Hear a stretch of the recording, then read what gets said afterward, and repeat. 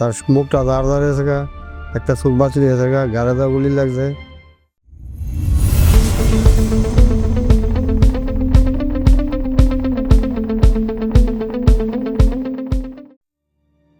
আমার ছেলের নাম ইমন মিয়া।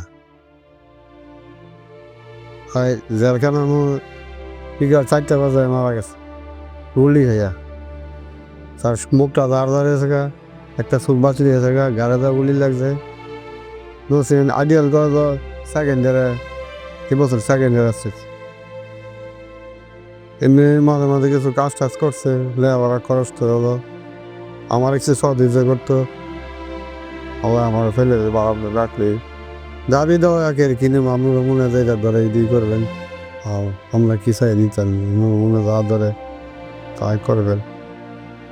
আমার ছেলে আমি দেখছি যে কেরাম আসছে, তার ভিতরে জ্বালাই করে।